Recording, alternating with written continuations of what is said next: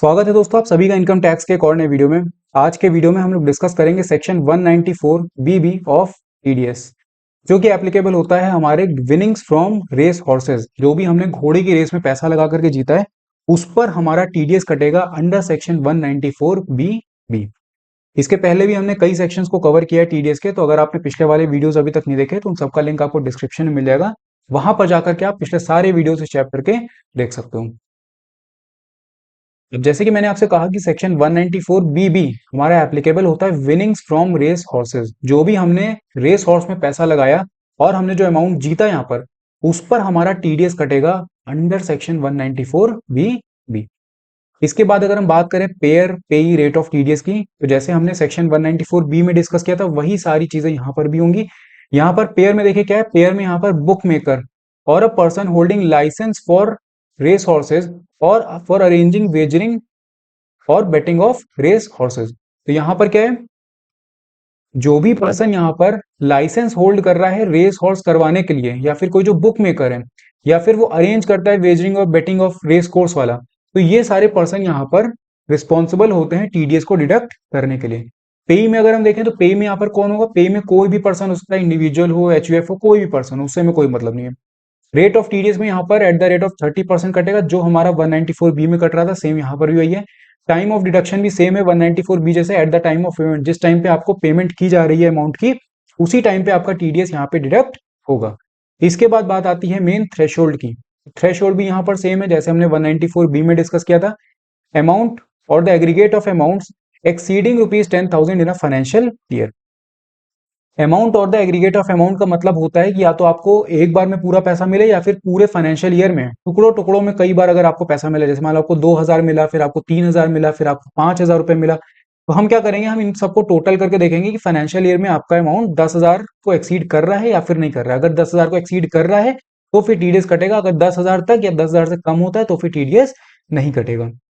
लेकिन यही जो 10,000 रुपए का अमाउंट है, ये आपका जो फाइनेंशियल ईयर आएगा, ये 2025-26 वाला, इसमें इसको सिंगल ट्रांजैक्शन में कन्वर्ट कर दिया गया है। अब सिंगल ट्रांजैक्शन क्या होता है, अभी जैसे मैंने आपसे कहा कि आपको पूरे फाइनेंशियल ईयर में 2,000 मिला, फिर 3,000 मिला, फिर मान लो 5,000 मिला, फिर उसके बाद मान लो कि 11,000 रुपए मिला।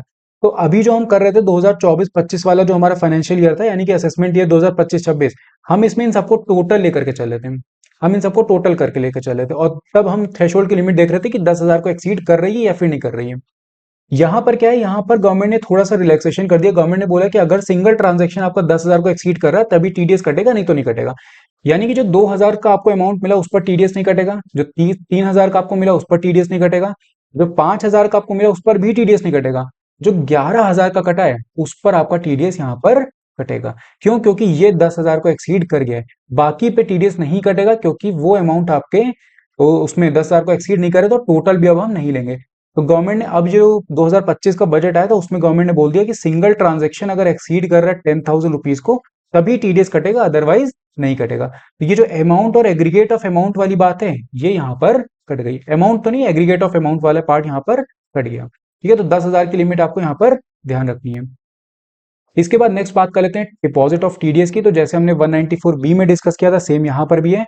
अगर ऑफिस ऑफ द गवर्नमेंट यानी कि गवर्नमेंट है यहाँ पर डायरेक्टर, तो फिर विदाउट इनकम टैक्स चालान अगर किया जा रहा है तो सेम डे पे, जिस दिन भी टीडीएस कटा है उसी दिन पे गवर्नमेंट को डिपॉजिट कर देना है पेयर को। मतलब जो पेयर ने टीडीएस काटा है वो डिपॉजिट करेगा गवर्नमेंट को।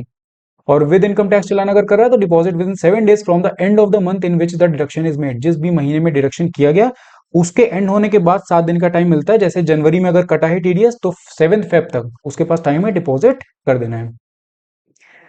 अदर डिडक्टर में अगर हम देखें तो यहाँ पर अगर मार्च के महीने में ये पेमेंट किया गया है, टीडीएस कटा है, तो फिर 30 अप्रैल तक का टाइम है। ठीक है, मार्च के महीने में अगर टीडीएस कटा है तो फिर 30 अप्रैल तक टाइम है।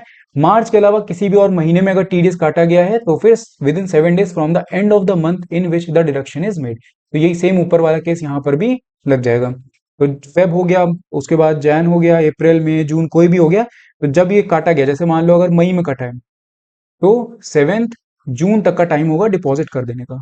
और अगर ये मार्च की बात करें तो यहाँ पर 30 अप्रैल तक टाइम है। इसके बाद नेक्स्ट आता है क्वार्टरली स्टेटमेंट फाइलिंग। तो क्वार्टरली स्टेटमेंट फाइलिंग सेम वही हमारा 194 बी वाला यहाँ पर भी होगा।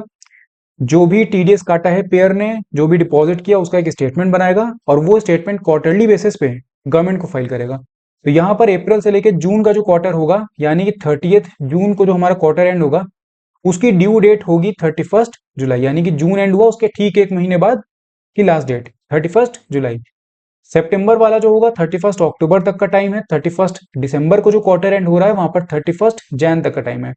लेकिन जो 31st मार्च को कटेगा, 31st मार्च तक का जो क्वार्टर एंड होगा, उसमें 2 महीने का टाइम दिया जा रहा है। जैसे यहाँ पर अगर आप देखो तो एक महीना, यहाँ पर भी एक महीना, यहाँ पर भी एक महीना, यहाँ पर 2 महीने का टाइम दिया जा रहा है क्योंकि फाइनेंशियल ईयर एंड होता है। 31st मार्च तक का अगर क्वार्टर एंड हो रहा है तो 31st मई तक का टाइम यहाँ पर दिया जाएगा उसको रिटर्न को फाइल करने के लिए, क्वार्टरली स्टेटमेंट को फाइल करने के लिए, सॉरी। इसके बाद अगर हम देखें फर्निशिंग ऑफ सर्टिफिकेट, तो जिस भी पेई का टीडीएस कटा है उसको पेयर क्या करेगा, एक सर्टिफिकेट प्रोवाइड करेगा जिसमें वो बताएगा कि हमने आपका इतना टीडीएस काटा है। तो वो जो सर्टिफिकेट प्रोवाइड किया जाएगा वो प्रोवाइड किया जाएगा फॉर्म 16A के अंदर में। कब तक?